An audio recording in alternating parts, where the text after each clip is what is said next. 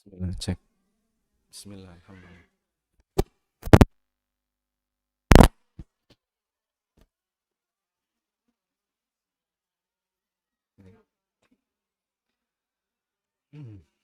Assalamualaikum warahmatullahi wabarakatuh. Alhamdulillahi rabbil alamin. Wassalatu wassalamu ala ashrafil mursalin. Nabiyina wa maulana Muhammadin wa ala alihi wa sahbihi ajma'in. Wa ashhadu an la ilaha illallah wahdahu la syarikalah. Wa ashhadu anna Muhammadan abduhu wa rasuluh. Salawatu rabbi wa salamu alaihi wa ala alihi wa ashabihi wa man sara ala nahjihi wastanna bisunnatihi ila yaumiddin. Alhamdulillah, puji syukur mari kita haturkan kehadirat Allah Subhanahu wa taala. Di kesempatan pagi hari ini Allah memberikan kita banyak sekali kenikmatan. Yang pertama, Allah jadikan kita sebagai hambanya yang muslim. Yang kedua, Allah Subhanahu wa taala memberikan kita badan yang sehat. Yang ketiga, Allah Subhanahu wa taala memberikan kita rasa aman sehingga tidak mengalami ketakutan. Yang keempat, sudah selesai masak. Sampun dereng? Punya makanan di rumah? Punya. Beli napa masak? Pokoknya yang penting ono panganan yang omah ngaten nggih. Baik. Karena kalau orang sudah punya 4 nikmat ini, maka disebut oleh Nabi sallallahu alaihi wasallam kados dene wong sing duwe donya sak isine. Siapa yang punya 4 nikmat ini, maka dia seperti memiliki dunia seisinya. Ada enggak mikrofon yang gini, Mas? Nah, biar enggak terlalu jauh. Ini ketek kadoan nggih. Nggih, mohon pangapunten.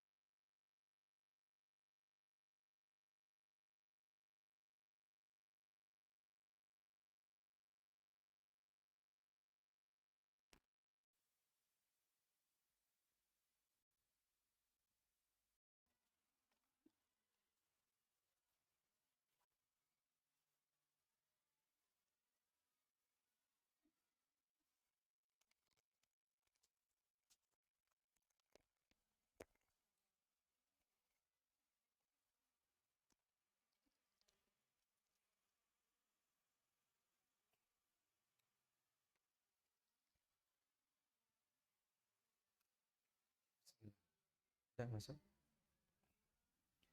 Tips agar kajian bisa lama ya, yang ngisi terutama jenengan paringi senderan. Leres niku, mangkane kenapa napa niki dalang niku ngagem keris di belakang. Itu bukan untuk senjata, tapi untuk senderan.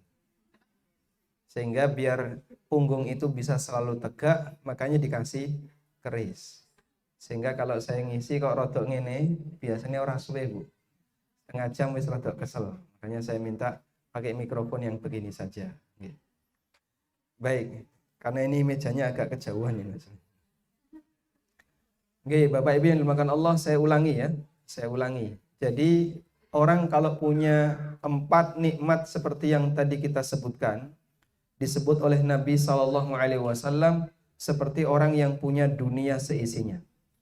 Sebagaimana disebutkan dalam hadis yang sahih, Rasulullah Shallallahu Alaihi Wasallam bersabda, "Qad aflaha man aslama wa ruziqa kafafan wa qanna'ahu Allahu bima ata." qad aflaha man aslama. Bejane wong sing sebagai muslim. Sungguh bahagia orang yang dia menjadi seorang muslim. Wa ruziqa kafafan, dan dia diberi oleh Allah rizki sing cukup. Wa qanna'ahu Allahu bima ata, dan Allah jadikan dia orang yang qanaah terhadap rizki yang Allah berikan kepadanya. Kita ulangi ya. Qad aflaha man aslama wa ruziqa kafafan wa qanna'ahu Allahu bima ata. Sungguh bahagia orang yang masuk Islam. Wa ruziqa kafafan, rizkine cukup. Wa qanna'ahu Allahu bima ata, dan Allah jadikan dia orang yang qanaah terhadap apa yang sudah diberikan kepadanya. Berarti resep bahagia wonten pinten menurut hadis ini kok? Ada 3. Nomor 1 menapa? Dadi wong muslim. Nomor 2, diberi oleh Allah rizki yang cukup. Nomor 3, dijadikan sebagai orang yang qanaah. Qanaah niku napa Pak? Insyaallah mangke ada penjelasannya. Ini hadis yang pertama. Hadis yang kedua. Nabi sallallahu alaihi wasallam pernah bersabda dalam hadis yang kedua. Man asbaha mu'afan fi jasadi wa indahu qutu yaumihi aminan fi sirbih faka'annama hizat lahu dunya bihadafiriha. Sapa wong sing urip nalikane esok dalam keadaan dia sehat walafiat. Siapa yang di waktu pagi dia dalam keadaan sehat walafiat. Aminan fi sirbih, aman di tempat tinggalnya. Wa indahu qutu yaumihi, dan dia punya bahan makanan di hari itu. Kata Nabi sallallahu alaihi wasallam, faka'annama hizat lahu dunya bihadafiriha, maka seolah-olah dibentangkan untuknya dunia berikut seluruh isinya. Wonten pinten? 3. Nomor 1 menapa? Sehat ketika di waktu pagi. Nomor 2, punya nikmat aman. Nomor 3, punya makanan di hari itu. Kalau orang punya 3 ini disebut oleh Nabi SAW sebagai apa? Seperti punya dunia seisinya. Masya Allah. Sehingga sebenarnya kalau kita lihat resep hidup bahagia berdasarkan 2 hadis ini sangat sederhana. Resep hidup bahagia berdasarkan 2 hadis ini sangat sederhana. Artinya semua orang bisa untuk mendapatkannya. Ora perlu angel-angel, tidak harus disyaratkan dadi wong sing sugih, tidak harus disyaratkan dadi pejabat. Wong niku saged bahagia meskipun dia adalah orang awam, masyarakat yang barangkali tinggal di pelosok dengan semua keterbatasan harta yang dia punya. Sekarang coba kita baleni mulai nggih. Beberapa resep hidup bisa bahagia berdasarkan hadis Nabi SAW. Nomor 1, orang itu diberi oleh Allah Subhanahu wa taala hidayah Islam. Kenapa harus muslim? Karena hanya orang Islam yang dia punya hati yang Masya Allah sangat indah. Sehingga wong muslim niku duweni ati nek diparingi kenikmatan saged bersyukur, diparingi ujian saged sabar. Dan itu hanya dimiliki oleh mukmin. Kalau selain muslim, dia nggak bisa seperti ini. Kenapa? Karena dia nggak punya harapan. Sebab dia beribadah kepada selain Allah Subhanahu wa ta'ala. Kalau muslim dia punya harapan kepada Allah. Kalau selain muslim dia tidak punya harapan kepada Allah Subhanahu wa ta'ala. Makanya orang muslim, orang mukmin kata Nabi SAW itu punya kondisi batin yang mengherankan.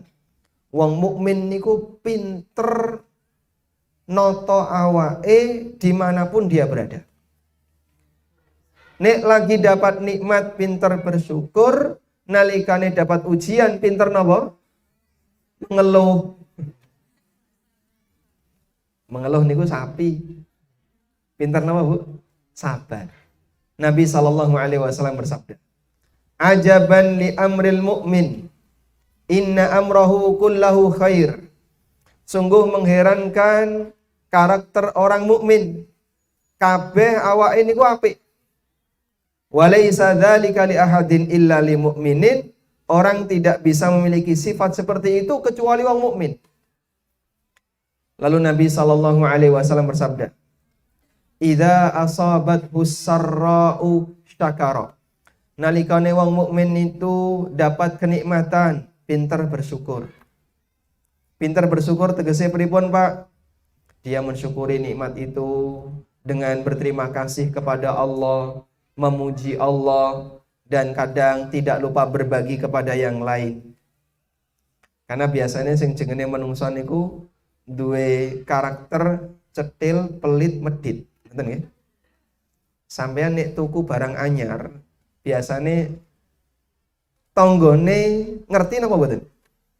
Nek iso aja sampe ngerti Pak Ustaz. Sehingga nglebokno kulkas anyar niku tengah wengi. Jam 1 kabeh omah tutupan itu nglebokno kulkas anyar. Nek tuku apa ngono ditutup-tutupi.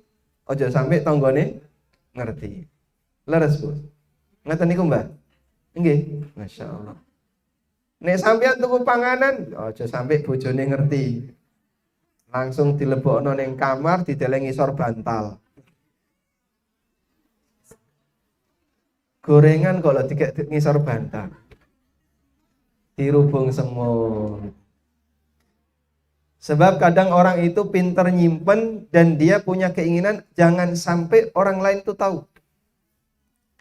Nah, karakter seperti ini tidak disukai dalam Islam. Makanya Allah Subhanahu wa taala mencela manusia yang punya karakter halu. Innal insana khuliqa halu'a.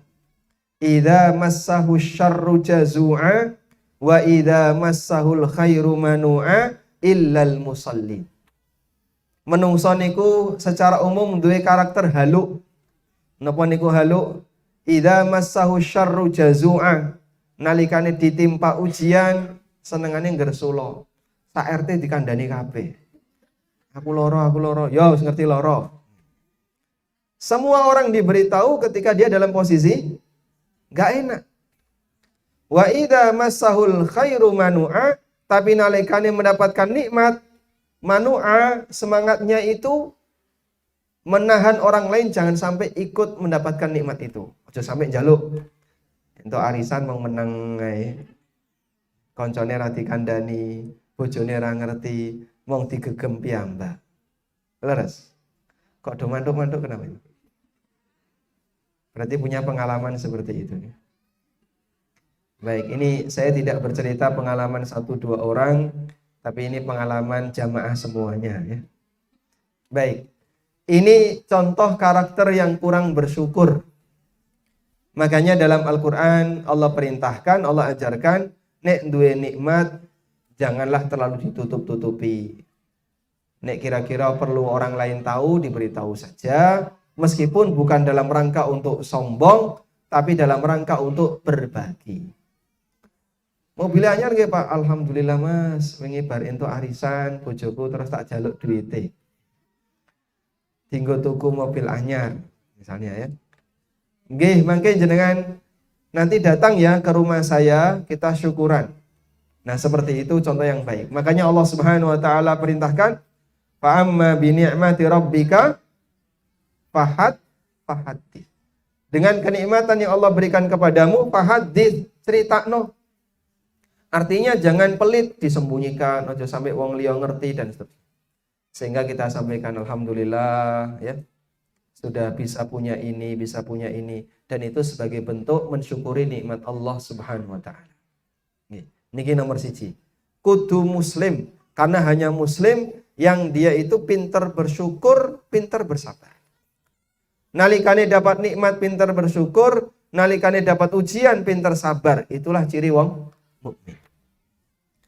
Kalau non muslim, dia ketika mendapatkan ujian, dia nggak bisa bersabar.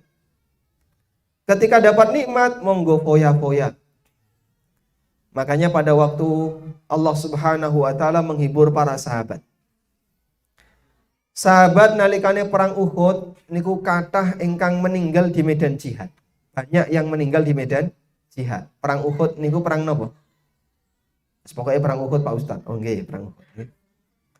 Jadi perang yang terjadi di sekitar Jabal Uhud. Jabal Uhud niku teng Sleman apa teng Gunung Kidul? Teng Madinah, nggih leres. Ada Jabal Uhud, di sekitar itu terjadilah perang. Ada sekian puluh kaum muslimin yang meninggal dunia. Lalu Allah Subhanahu wa taala kasih hiburan kepada para sahabat. In ta'lamuna fa innahum ya'lamuna kama ta'lamun. Nek kowe ngalami lara, kalau kamu dalam posisi sakit, sesungguhnya orang-orang kafir itu juga telah mengalami sakit. Wong kabeh wong niki nggih nate angsal musibah. Semua orang itu pernah dapat musibah. Saya itu sering diprotes sama jamaah yang nonton melalui YouTube ya. Jangan pakai bahasa Sleman. Karena nggak ngerti yang orang luar Jawa. Maka harus diterjemahkan. Kalau kamu mengalami sakit, sesungguhnya orang lain, orang kafir itu juga mengalami sakit. Tapi ada satu yang beda. Wa tarjuna minallahi ma la yarjun. Kalian punya harapan di sisi Allah, di mana orang kafir itu tidak punya harapan. Nalikane wong muslim niku lara, ada ganjarane mboten? Wonten ganjarane. Nalikane wong muslim itu mengalami musibah lalu dia sabar, Allah jadikan musibah itu sebagai kafarah, penghapus untuk dosa-dosanya. Sehingga ada pahala yang bisa dia dapatkan dan ada manfaat yang bisa dia dapatkan. Itulah kafarah, disebabkan karena dia mendapatkan musibah. Kelebihan yang diberikan oleh Allah Subhanahu wa taala kepada hamba yang beriman. Nah, nek wong non muslim mengalami musibah, mereka dapat apa? Ya mong iso ngersulo. Sabar gak sabar, isbiru aula tasbiru sawaun alaikum. Kue arep sabar gak sabar podo mawon. Mau sabar gak sabar sama saja. Sebab mereka ketika dapat musibah, mereka tidak diberi pahala oleh Allah Subhanahu wa taala. Monggo berbahagialah menjadi orang mukmin, tidak ada dalam hidup ini yang sia-sia. Nek dapat nikmat lalu dia bersyukur untuk ganjaran, dapat ujian lalu dia bersabar mendapatkan ganjaran. Sehingga inilah kondisi orang mukmin yang kata Nabi SAW membuat beliau terheran. Baik. Nomor 1 dadi napa? Muslim. Yang kedua, dia diberi oleh Allah Subhanahu wa taala rizki sing cukup. Rizki sing cukup tegese pripun, Pak? Kebutuhannya dipenuhi oleh Allah Subhanahu wa taala, dicukupi oleh Allah Subhanahu wa taala sehingga piyambake wis ra butuh utang. Ra butuh utang, ra butuh apa sing dimiliki oleh yang lain. Dia bisa berdiri sendiri sehingga tidak perlu meminta-minta kepada yang lain, tidak perlu ngutang kepada yang lain. Sing jenenge wong ngutang niku beban napa beban? Kula badhe pirsa nggih. Utang niku marakno seneng napa marakno senep? Hah? Nek pas nampa seneng Pak Ustaz. Tapi nek kon bayar senep. Nggih ngoten niku. Utang niku marakno seneng napa marakno senep? Utang itu penyebab orang bahagia atau susah? Susah. Tapi kenapa kadang ada sebagian orang niku hobi ngutang? Nek gak ngutang kok ketoke durung lengkap. Uripmu durung lengkap nek kowe durung utang. Niki keliru. Jadi orang yang dia bisa berdiri sendiri, tidak menggantungkan diri kepada yang lain, itu lebih menenangkan. Karena sing jengene duwe utang niku Masya Allah, al-ghumumun bil lail wal khawfu bin nahar. Nek Rino, nek kalau siang hari dia ketakutan, jangan-jangan nanti ketemu dengan orang yang memberi utang. Sampai kadang pengajian niku lho lirak-lirik. Aku ndek utang karo kae, durung iso bayar. Sehingga ada sebagian orang yang kadang dia itu sampai nggak mau datang pengajian karena izin kok nggak ketemu sinten. Sing ngutang. Coba akhirnya dia mau bergerak serba malu. Metu teko omah itu tingak-tinguk tanggane sing ngutangi ana ora. Nek rano gek gelem metu. Coba orang kayak gini bahagia enggak? Jadinya serba susah. Kalau malam hari bingung dia. Sesuk piye ya aku iso bayar utang dan seterusnya. Makanya miliki prinsip kejarlah dunia sesuai kebutuhan, jangan melebihi dari kemampuan, karena nek nuruti kemauan ora bakalan cukup duit sepiro mawon. Ngoten nggih? Laras Bu? Masyaallah. Makanya kalau orang tahu seperti ini, sebenarnya dia itu enggak butuh utang. Nggih, sakniki kula tangleti. Jenengan enggak ada utang pinten? Rano sing ngaku, nggih. Rahasia mawon nggih, mboten napa-napa. Yang penting kalau bisa segera dilunasi, ojo suwe-suwe lenggawa duwite wong liya. Siap insyaallah? Insyaallah ya. Kalau bisa segera dilunasi, jangan lama-lama bawa uang orang lain, sebab yang namanya utang itu pasti tidak bakalan nyaman. Cukupkan dengan apa yang telah diberikan oleh Allah Subhanahu wa taala. Sing penting iso mangan dina iku insyaallah sudah cukup. Makanya kata Nabi sallallahu alaihi wasallam, wa ruziqa kafafan, piyambake diparingi rezeki sing cukup. Dalam hadis yang kedua, Nabi sallallahu alaihi wasallam mengatakan, wa indahu qutu yaumihi. Dia punya bahan makanan di hari itu. Jenengan kula nyuwun tulung ya, yang hari ini enggak punya beras angkat tangan. Yang hari ini enggak punya beras angkat tangan. Enggak ada ya? Semua punya, Bu. Kagungan wos, kagungan. Lawuh kagungan. Alhamdulillah. Kata Nabi sallallahu alaihi wasallam, nek wis duwe panganan sing cukup dina iki diarani wong sugih. Berarti jenengan iki sugih. Alhamdulillah. Leres ngoten niku. Nah, yang jadi pertanyaan terus kenapa kok kadang kita masih mau utang? Alasannya apa? Kenapa kadang kita masih utang? Bukan kebutuhan. Orang mengejar gaya hidup. Nek iso luweh-luweh, padahal sebenarnya kebutuhan dia itu di bawah itu. Iku lho Pak, tanggane wis iso tuku kulkas anyar kok. Dene durung. Kok tak ewangi utang ora apa-apa Pak, sing penting pokoke kulkasnya kudu anyar. Akhirnya tuku kulkas anyar, gayoh-gayoh dhuwur, direwangi utang.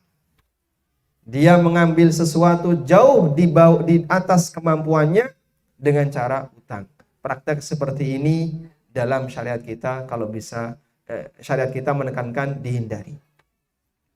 Ikutilah sesuai dengan kebutuhan, jangan ikuti kemauan. Kebutuhan dengan kemauan itu benten apa benten? Beda. Sehingga karena beda, yang diikuti adalah kebutuhan. Butuhe piro to sakmene? Cukup. Tapi kalau nuruti kemauan, duit sepiro mawon niku mboten cukup. Uang seberapapun enggak bakalan cukup. Baik. Ini orang yang diberi oleh Allah rizki yang cukup.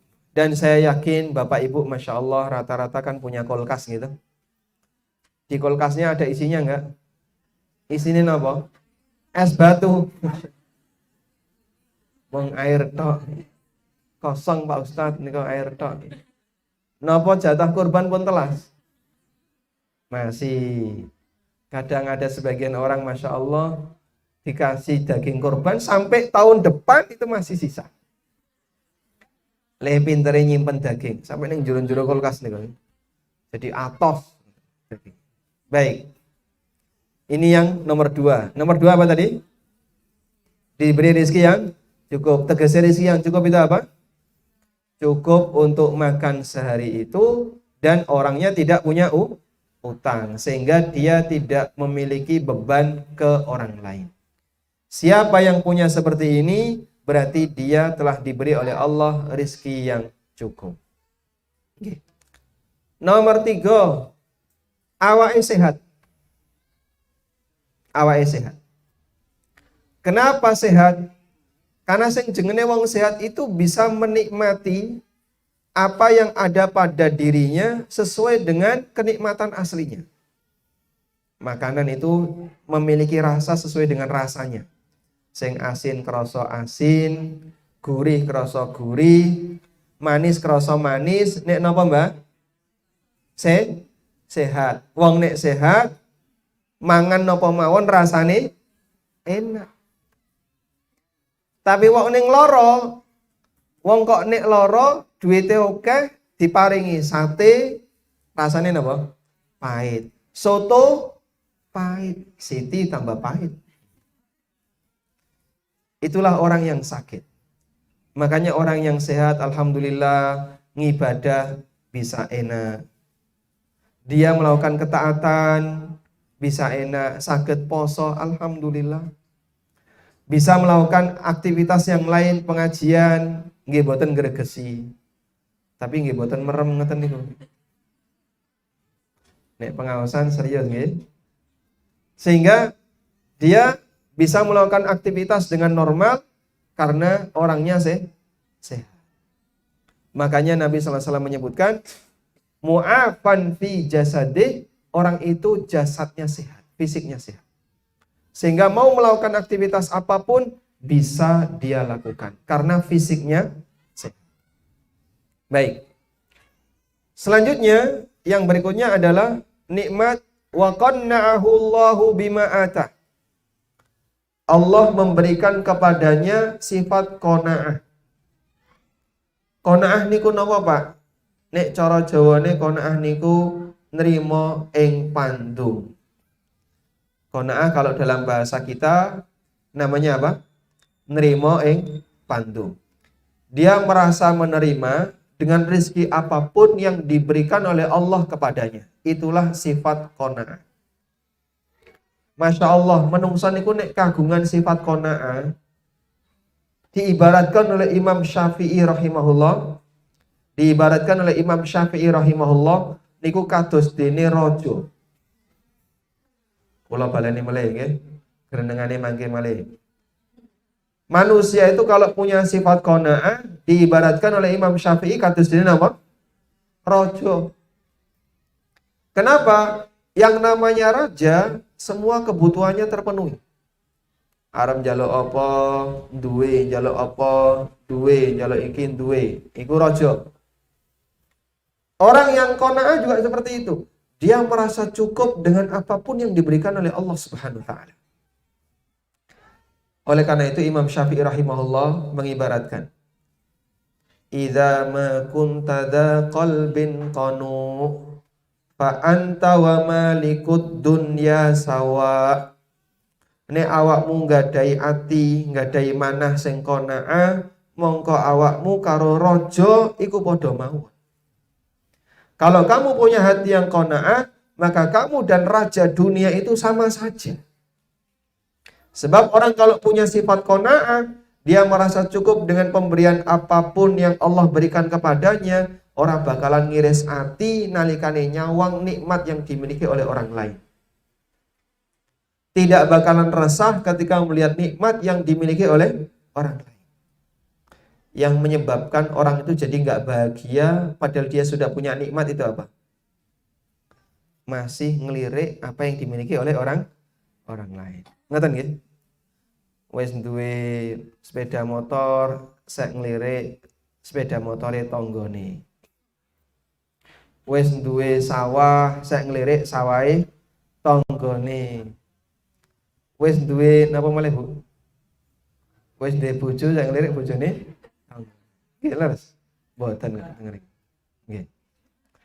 Sehingga dia itu tidak merasa cukup dengan apa yang diberikan oleh Allah kepadanya. Akhirnya selalu merasa kurang. Kalau seperti ini yang terjadi, akhirnya nikmat yang Allah berikan kepadanya justru malah diremehkan.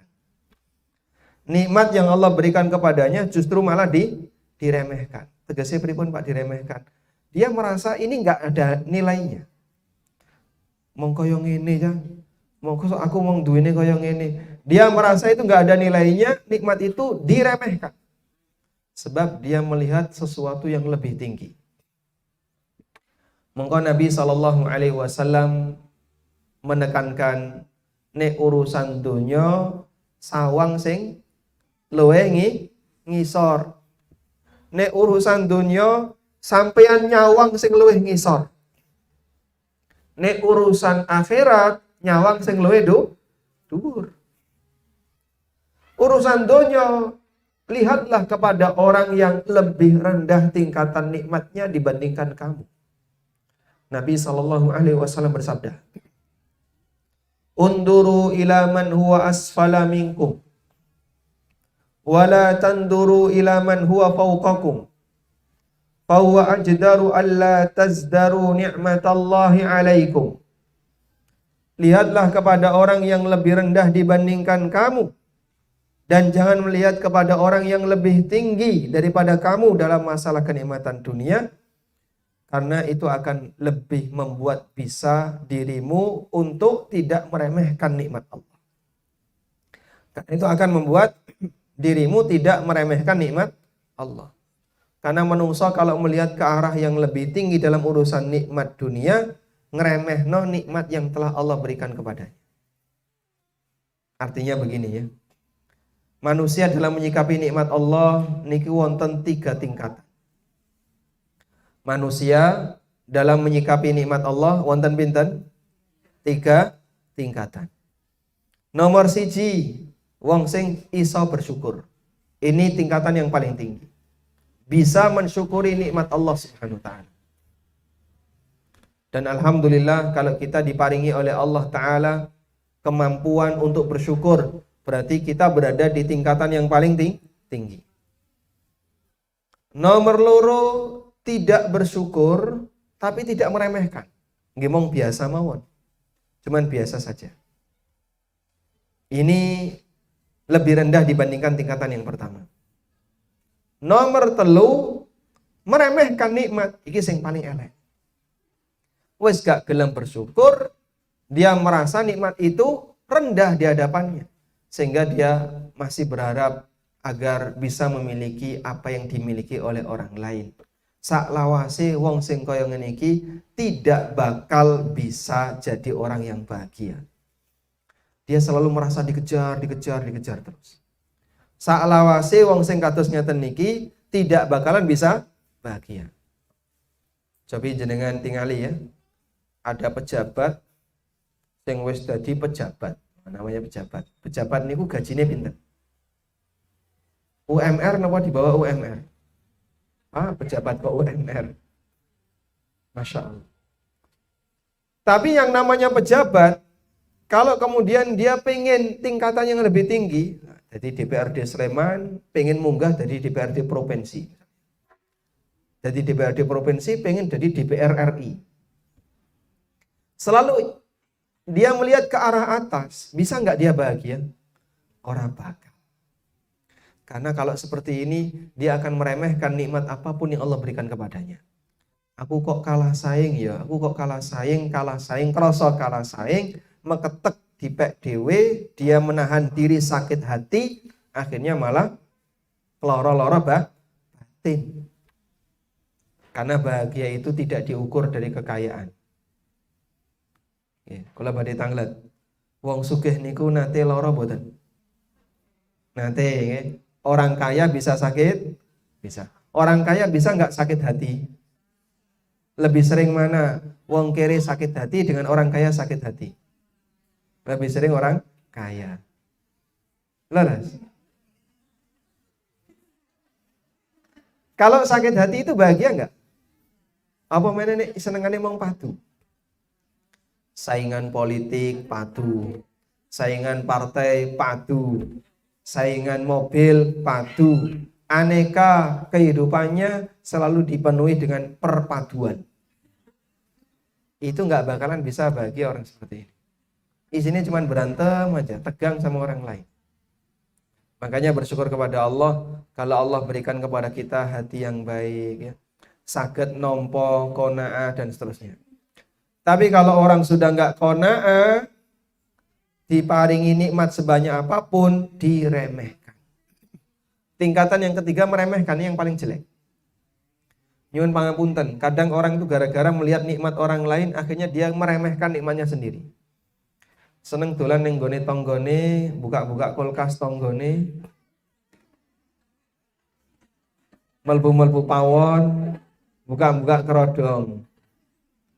Mulai rano popo. Akhirnya gimana? Ketika dia merasa di rumahnya tidak lebih hebat dibandingkan rumah tetangganya, maka dia menghinakan orang itu, menghinakan nikmat yang dia miliki. Termasuk juga ya, ada sebagian ibu-ibu, Pak, kowe lho Pak, kok dadi wong ya sing pinter saithik. Bojone tanggamu lho Pak, pinter Pak. Dia merasa suaminya kurang hebat dan kalah hebat dibandingkan suami tetangganya. Itu bentuk penampilan meremehkan nikmat yang Allah Subhanahu wa taala berikan kepadanya. Teng mriki wonten mboten? Teng mriki wonten mboten?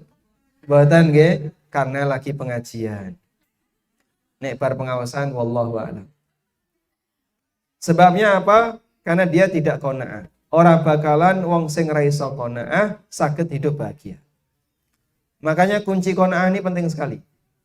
Karena orang kalau dia punya sifat qanaah, diparingi napa mawon, bersyukur, adem atine, seneng awake. Tapi kalau ndak punya sifat qanaah, meskipun diparingi kathah, rasanya tesih kirang. Kemudian nomor berikutnya, pinten Bu? 4. Punya rasa aman. Aman di tempat tinggalnya. Ini nikmat besar. Karena sing jenenge nikmat aman itu bisa membuat orang beraktivitas dengan tenang. Coba jenengan bayangkan, menika masjid napa? Sultani ada di dusun Rejondani, kelurahane Sariharjo, Ngaglik, Sleman, DIY. Coba bayangkan kalau Masjid Sultani ini ada di Palestina. Kanan kiri ini wong Yahudi nggawa senjata. Kira-kira jenengan berangkat dari rumah ke tempat ini bisa nggak merasa tenang? Deg-degan Pak, rawani. Wedi engko ndak ditembak, wedi engko ndak diculik dan seterusnya. Tapi jenengan datang dari rumah ke sini dalam kondisi merasa aman. Coba saya cek, ada nggak yang datang ke sini bawa celurit? Wonten? Nggak ada. Ada yang bawa pistol? Aman. Ini nikmat yang luar biasa. Sebab kalau orang punya rasa aman, dia bisa melakukan aktivitas apapun dengan tenang. Arep pengajian, tenang. Arep neng pasar, ya, tenang. Mau menjalankan apapun juga tenang. Oleh karena itu, mari kita ciptakan suasana aman dan nyaman ini di masyarakat kita. Caranya pripun Pak? Hindari sebisa mungkin adanya pertengkaran. Sebab yang membuat orang itu jadi tidak bisa merasa aman adalah kalau dia itu punya musuh. Dua musuh niku gak aman. Coba coba lihat ya. Kalau misalnya dalam satu forum ini ada satu orang saja yang Anda musuhi. Begitu datang nyawang sandale wis lara hati. Wong iki ono ning kene. Nggih. Sebab orang kalau punya musuh dia mau bergerak itu rasanya gak enak. Mau ke sini kayak aku gedeng karo wong kae, ra sida. Arep ning masjid nyawang sing digedingi ora sida. Mau kemana lagi ada kumpulan RT melihat ada orang yang dibenci ora sida. Jadinya dia terpentok kemana-mana itu ndak bisa nyaman gara-gara napa? Punya banyak Coba kalau musuhnya itu ada di depan rumahnya, buka pintu, tonggone wong sing digedingi. Kira-kira gimana? Ya. Sebelum buka pintu, ingak-inguk dhisik ya. Tanggane ono apa ora? Itu nggak bakalan nyaman. Makanya saya kadang heran. Kok ono wong sing senengane berantem ini. Ning kene padu, arisan padu, PKK padu. Terus apa lagi? Nanti pengajian ya padu. Nyuwun tulung ya, ada sebagian orang yang Masya Allah. Dia itu ilate rada pedes. Sehingga kalau dia berada dimanapun, begitu ngomong apapun nyelekit. Ngomong mana nyelekit. Akhirnya dia banyak dihindari oleh masyarakat.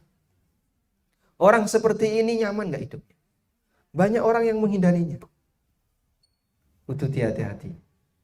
Orang yang terbaik mukmin itu kata Nabi SAW ibarat lebah. Mathalul mu'min mathalun nahlah. Perumpamaan mukmin itu ibarat lebah. La ya'kulu illa tayyiban. Wa la yada'u illa tayyiban. Sing dipangan apik, sing ditokno ya apik.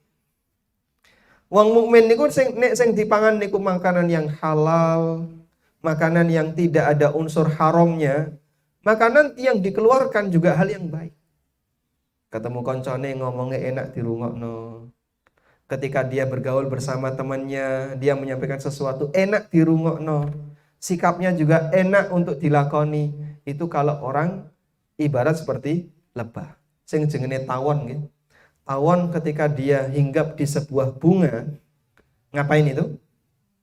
Mau menghisap madu. Saat dia menghisap madu, apakah bunganya jadi rusak? Tidak. Mukmin juga seperti itu. Dimanapun dia berada, dia mengambil manfaat dari forum itu. Dan saat dia ngambil manfaat, dia tinggalkan forum itu tanpa merusak forumnya. Masya Allah. Kalau bisa seperti ini, itulah mukmin yang sejati, yang diibaratkan oleh Nabi SAW kados dene tawon. Misalnya jenengan kumpul ning kene dapat manfaat. Apa dapat manfaatnya? Alhamdulillah untuk pengajian. Alhamdulillah tadi baru dapat nasihat. Alhamdulillah untuk arisan. Alhamdulillah ya. Tanpa merusak tempat itu, tanpa menimbulkan perpecahan, tanpa menimbulkan permusuhan, tanpa merusak suasana hubungan di situ.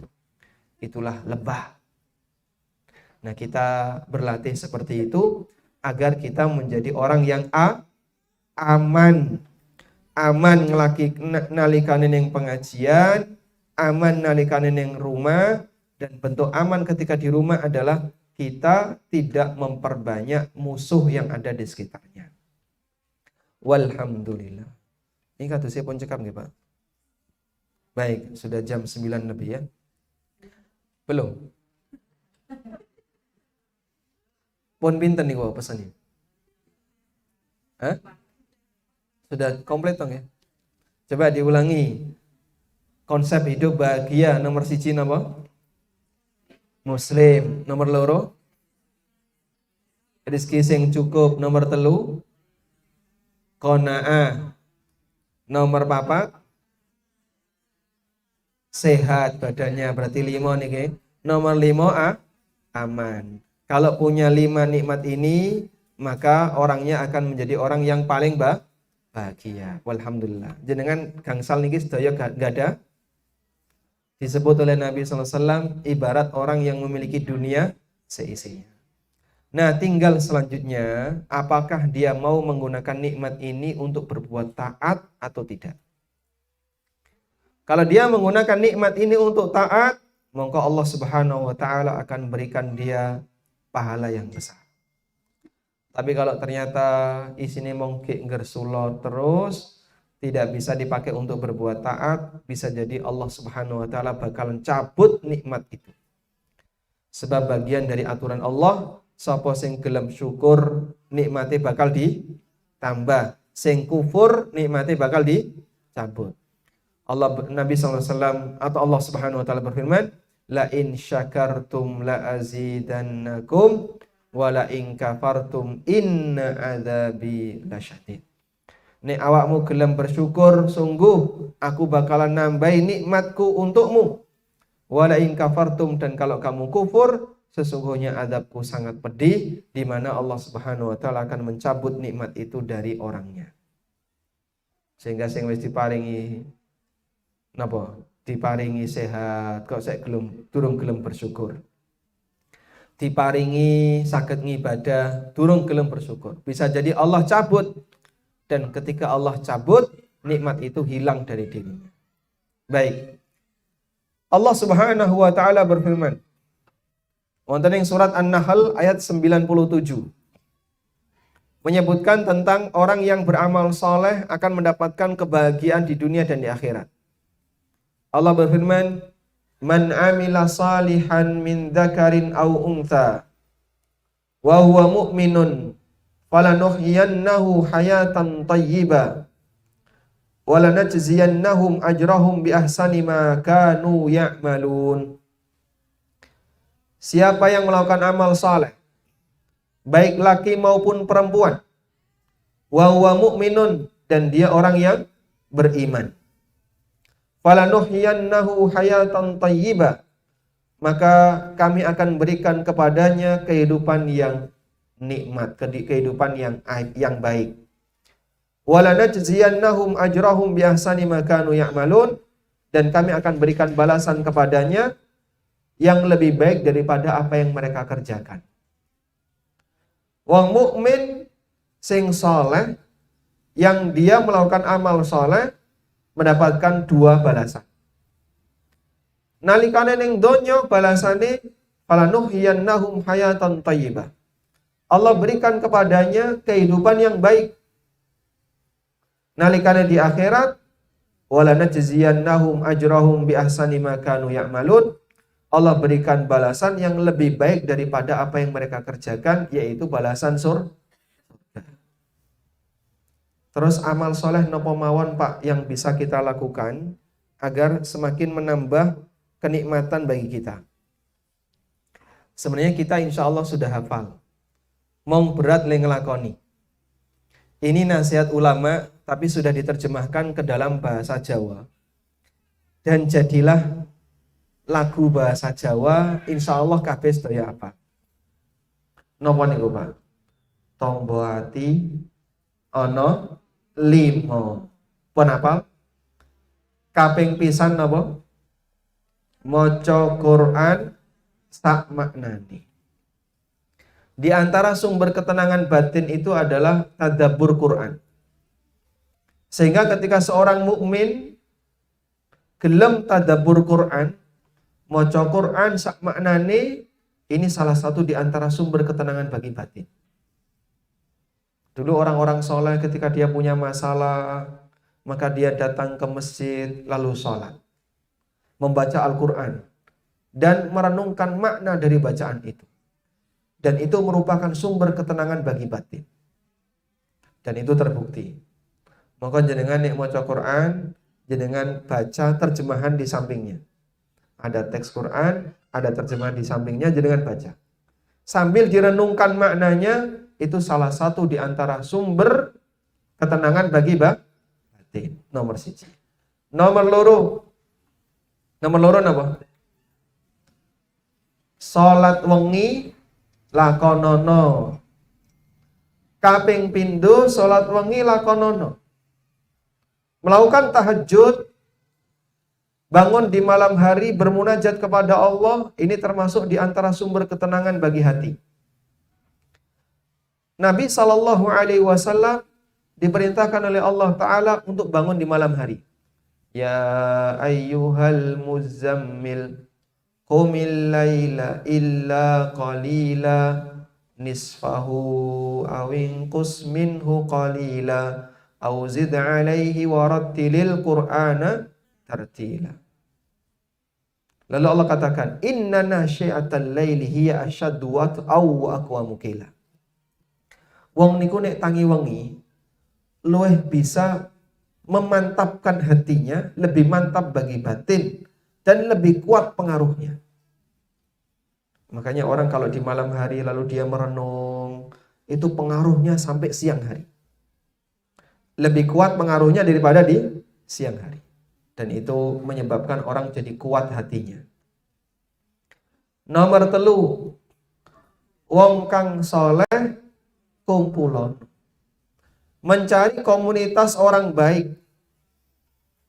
Karena teman itu bisa memberikan pengaruh lebih besar dibandingkan orang lain, dibandingkan keluarga. Kadang nyuwun sewu nggih. Kita niku duwe anak, nek dikandani bapak ibuke orang ngandel, ora digugu, tapi nek dikandani kancane gelem. Ngoten nggih? Pernah ada kayak gitu? Ada. Kita kalau ngasih nasihat kepada anak kita, kadang dia tuh nggak percaya. Nggak mau percaya sama orang tuanya. Tapi kalau temannya itu bisa ngasih pengaruh. Makanya kalau terjadi situasi seperti ini, jenengan golekno konco sing apik untuk anak-anak. Kenapa anak itu kadang jadi nakal? Salah satunya karena pengaruh teman. Mongko ada pepatah yang mengatakan as-sahibu sahib. Sing jengene konco niku saged nyeret. Nyeret pripun, Pak? Sebagaimana dia bisa nyeret orang menuju surga, teman juga bisa nyeret menuju neraka. Sehingga teman itu punya pengaruh nyeret.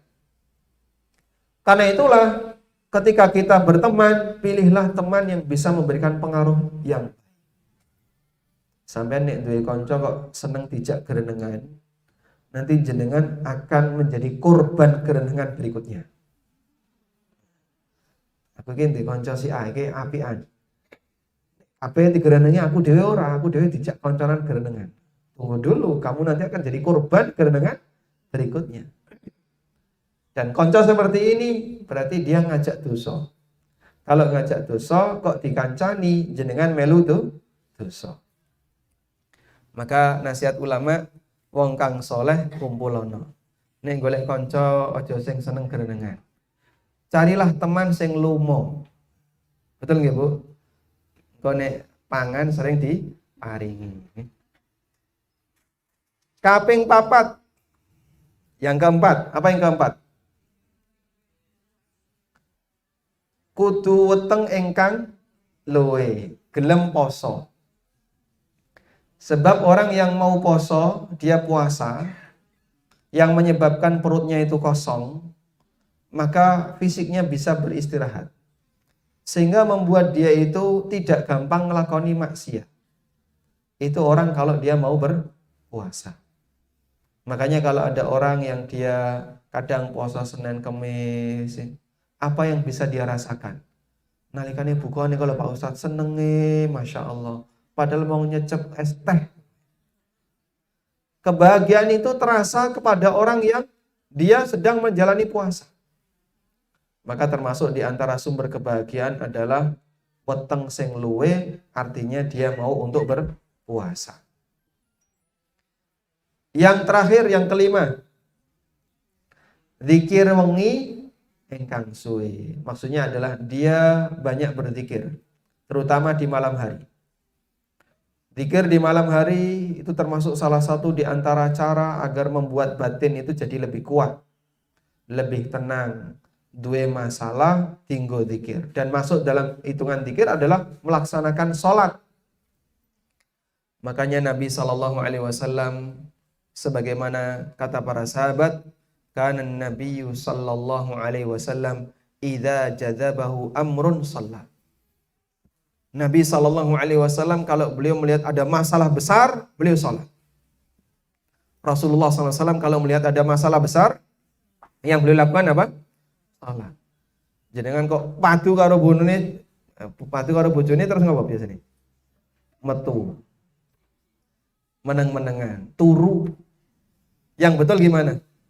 Kalau sedang tegang, punya masalah dalam keluarga, seharusnya dilakukan apa? Salat. Karena itu bisa membuat hati lebih tenang. Walhamdulillahirabbil alamin. Demikian yang bisa kita sampaikan, semoga bermanfaat. Wassallallahu ala nabiyyina Muhammadin wa ala alihi wa sahbihi wasallam. Pun cukup. Jazakallahu khairan kepada Ustaz. Ya, jadi alhamdulillah kita kita sudah menyimak materi dari Ustaz Amin tadi, materi resep hidup bahagia. Bapak dulu itu ada buku pidato itu diberikan kepada ibu-ibu yang mungkin bertanya atau mungkin memberikan pertanyaan.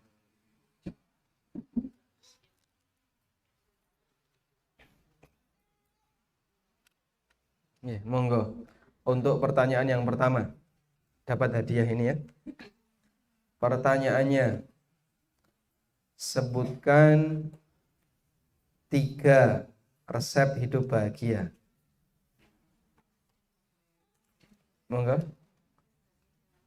Nomor 2. Nomor 3. Oh, nggih. Nggih, ngoten nggih. Alhamdulillah, dapat hadiah nggih, Bu. Mau ini atau ini? Oh, alhamdulillah. Terus. Yosua pinten, Mbak? Swida. Masya Allah. Mugi tetap sehat. Sangat manfaat. Amin nggih. Usia 60 tahun ya. Baik. Pertanyaan berikutnya. Sebutkan makna dari bersyukur. Makna dari bersyukur. Mensyukuri nikmat niku maknanya napa? Baik, saya ganti pertanyaannya ya. Apa yang dimaksud rizki yang cukup?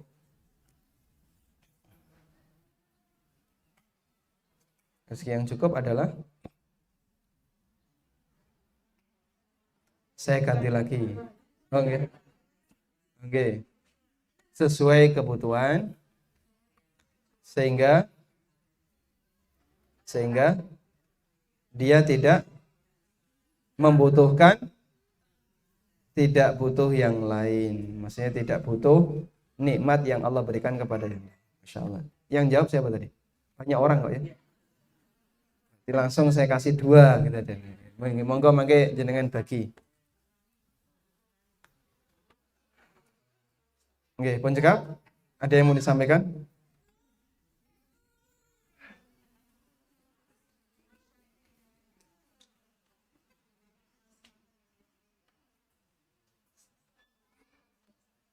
Ada pertanyaan? Tidak ada?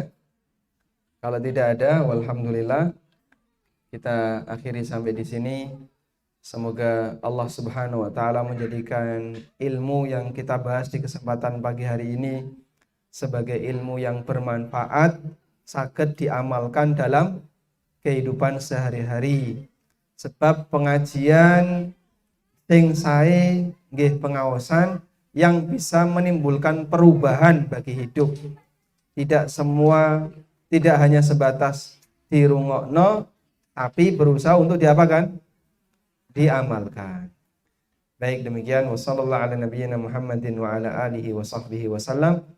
Wa akhiru da'wana alhamdulillahi rabbil alamin. Subhanakallahumma wa bihamdika asyhadu an la ilaha illa anta astaghfiruka wa atubu ilaik. Wassalamualaikum warahmatullahi wabarakatuh.